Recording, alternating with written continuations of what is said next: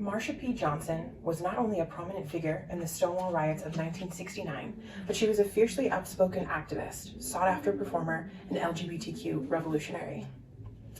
While Marsha was known for her kindness, her motherly quality, and her larger-than-life personality, she was not afraid to speak her mind, especially against the mistreatment of her community. In gaining notoriety and respect in her community, Marsha, a poor, Black, gay, and gender non-conforming drag performer, became the face of the most marginalized. She is often incorrectly credited for throwing the first brick at Stonewall. However, her legacy extends far beyond that night. She became an advocate for trans homeless youth, people with HIV and AIDS, prisoners, and sex workers, and was at the forefront of the gay liberation movement for almost 25 years. So what exactly was the Stonewall riot? The story of the Stonewall riot has been retold by many, often inaccurately, for more than 50 years. The Stonewall Inn was a Greenwich Village dive bar and is now a National Historic Landmark for being the site of what is widely considered the most important night of the gay liberation movement. At the time, anti-gay violence was an epidemic in New York City, even at the hands of the police.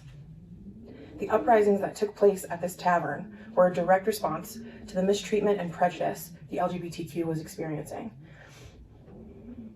And it first erupted on June 28, 1969, when Marsha P. Johnson threw the first brick, supposedly.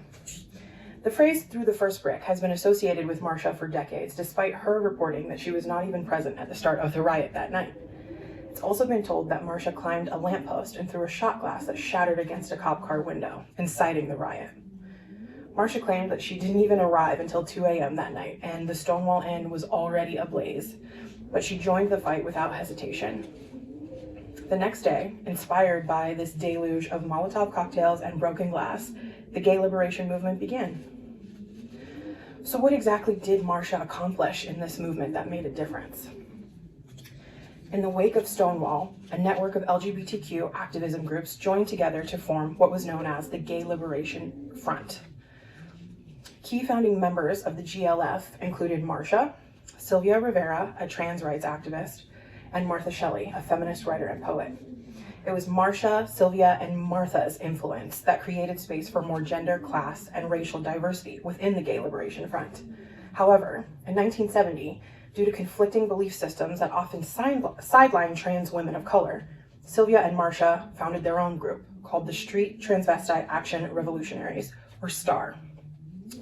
It's important to note that the term transvestite is now considered derogatory and outdated. This speaks to the differences in gender politics and identification so many decades ago. STAR provided housing and resources for homeless queer youth and trans women of color. Marsha sometimes experienced homelessness herself, and yet she was seen as a mother figure to these youths in need. Marsha was also involved with the group ACT UP, the AIDS Coalition to Unleash Power, which was formed in 1987 to put political pressure on governing bodies to protect those at risk of HIV.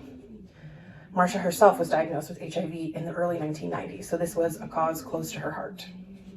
Many came to know Marsha as the mayor of Christopher Street for how welcoming and warm she was to everyone she met. So you may be wondering what ultimately happened to Marsha and where she ended up. By 1992, Marsha had been living with Randy Wicker, an author and gay activist who often housed her when she had nowhere to live. Randy was one of the most visible activists in the city and was present at the Stonewall riots as well. He's also said to have been the target of mobster threats around the same time. Shortly after Gay Pride this year, Marsha was seen at a political action rally speaking out against the upswing of violence and hate crimes in the gay community.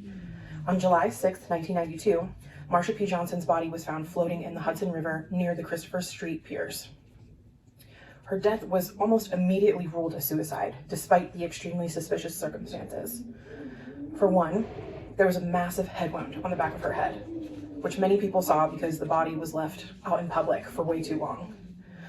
Her friends insisted that, although she experienced her own mental health issues, she was not suicidal. She was full of life. There was also significant evidence that Marsha was being stalked and harassed on the night of her death. Despite marches and demonstrations demanding justice for Marsha, no real answers have been uncovered for decades. In 2017, a documentary entitled The Death and Life of Marsha P. Johnson uncovered archival footage of Marsha in her prime, as well as focused on the unsolved mystery of her death. Victoria Cruz, an activist contemporary of Marsha's and Sylvia Rivera's, has dedicated her life to helping victims of LGBTQ violence and has uncovered the most answers about what happened to Marsha on that night. The documentary features many figures from the movement that marched beside Marsha in the late 60s and 70s, many of whom are still afraid to speak out about her ambiguous demise. It's revealed in the film that many people in the community witnessed Marsha being stalked around the time of her death. She was seen on the streets at 4 a.m. on July 5th, reportedly seeming frightened, and yet none of this information was a part of the police case. At the time of the film, Marsha's death was being paralleled in the case of Islan Nettles, a 21-year-old trans woman that was battered beyond recognition by a man who first flirted with her, then became angry when he realized she was trans. Islan was relentlessly beaten into a coma before dying a week later. Her attacker, James Dixon, pleaded guilty to manslaughter and was sentenced to 12 years in prison. The maximum sentence for this crime would have been 25. So although Marsha P. Johnson was found dead 30 years ago, violence against trans women of color has only surged in recent years. While the LGBTQ community has made great strides in equality, there are still trans people being murdered every single day. Despite being taken from the world too soon, Marsha P. Johnson's legacy lives on. She fought against violence and mistreatment in the LGBTQ community decades before this community even got that name. She created a safe space for homeless trans and gay youth, despite not even having a safe space for herself. She gave a voice to the voiceless and was a spokesperson for the most marginalized and most despised communities in America. Marsha, we thank you for everything you did in your lifetime, and you deserved better.